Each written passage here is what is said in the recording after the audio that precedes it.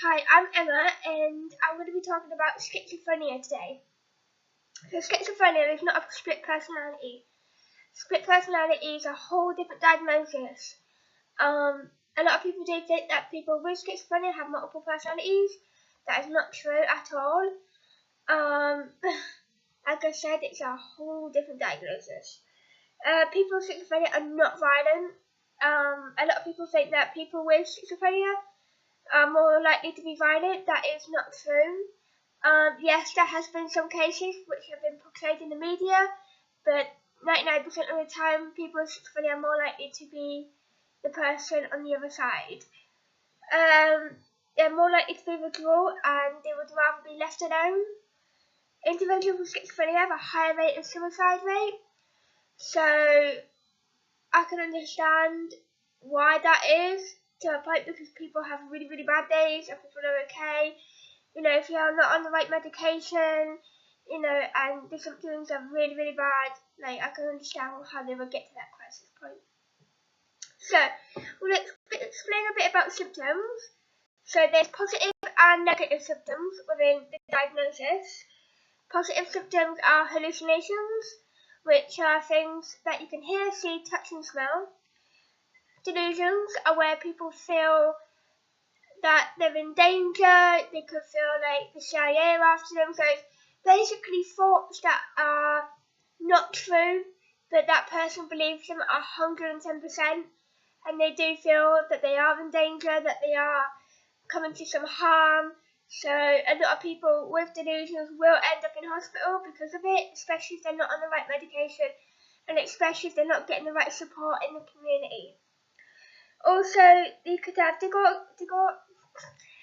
disorientated speech and catatonic behaviour, which is very rare for catatonic behaviour. That's I would say 1 in 10 people with schizophrenia will have catatonic, but it's it's really serious. Really, that person will be really, really poorly if that happened.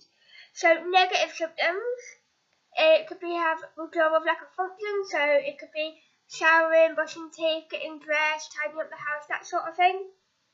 And they can appear emotionless and flat.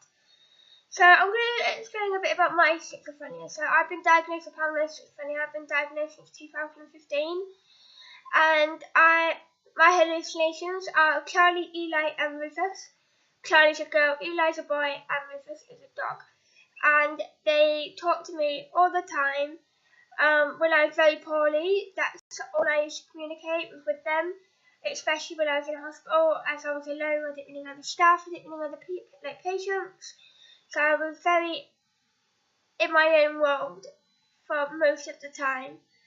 So, they would be my company, and a lot of people think, well, hallucinations are bad. Not necessarily. The girl that I see, Charlie, can be very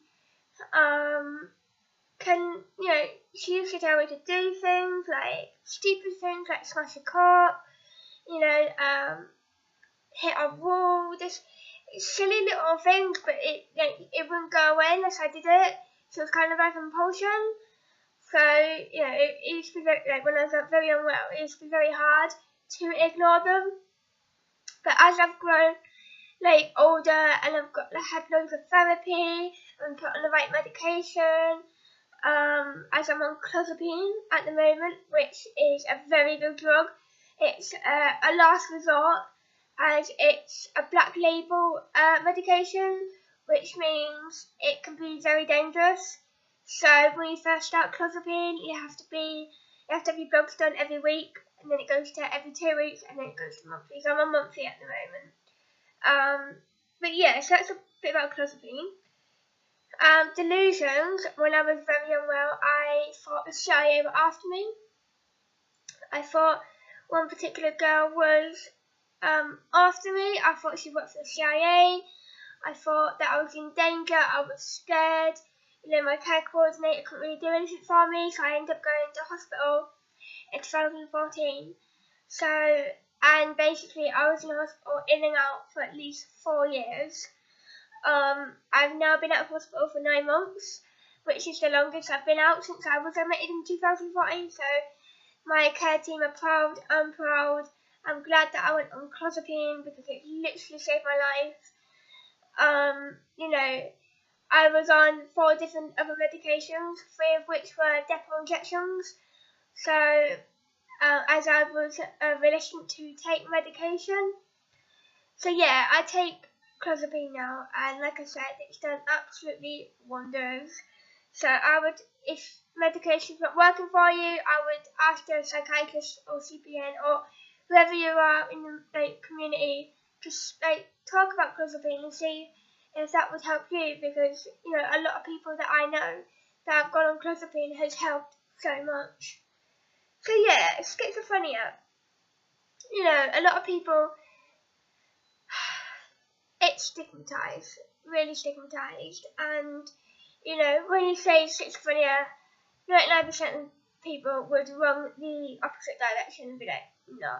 I mean, I've lost a lot of friends because of it. You know, I've lost, you know, people who I hung around with in school, people who I was with colleagues. They don't want to know me anymore, and it's sad really, because you know, if my friend went into hospital for mental health illness, I'll be there for them 110%, but that's not the case for me, and I'm trying to sort of get my life back together. Like I said, I've been at the hospital for 9 months.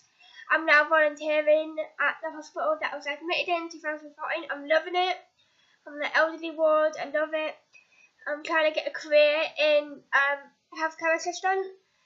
So I just kind of want to make a difference to the world and be like, people with schizophrenia can have normal lives, can have normal careers, and be, you know, part of society. Because obviously when you're in hospital, you're not part of society at all. It's weird, it's kind of fake. Like, you know, like I said in my last video, it's all routine. It's, you know, you get your bed made for you, hoovered. All you've got to do is get up, get dressed and eat, really. But yeah, so people, it's 1 in 100 people that can have or develop schizophrenia. So that's quite a lot if you think about it. But it's not really out there, not a lot of people talk about it. And I feel like, you know, it needs to be talked about, it needs to be out there, you know, so that people can learn about the diagnosis and not think, you know, think like they hear in the media, because half of it's you know, overrated anyway, and half of it's not even true. But yeah, I just feel that people do need to, you know, understand, because it's not fair when people with the diagnosis feel, you know, alone and they have nobody to talk to, especially within family. My family's been really, really supportive. You know, my mum's been there 110%. Always going up to the hospital with me, you know, always go to my tribunal meetings, visiting me, you know, every week, every couple of days. You know, I'm so grateful. But some people don't have that, and some people's family don't understand, and it's sad, really, really, really sad. But yeah, so I've come to the end of my video. I hope you've sort of learnt a little bit about schizophrenia. If you want to learn more, just Google it. It's, you know, especially on the NHS website, because some websites, you know, not true, especially Wikipedia or something. But yeah, in my next video I'm going to talk about anorexia, so stay tuned. Thanks for watching. Bye.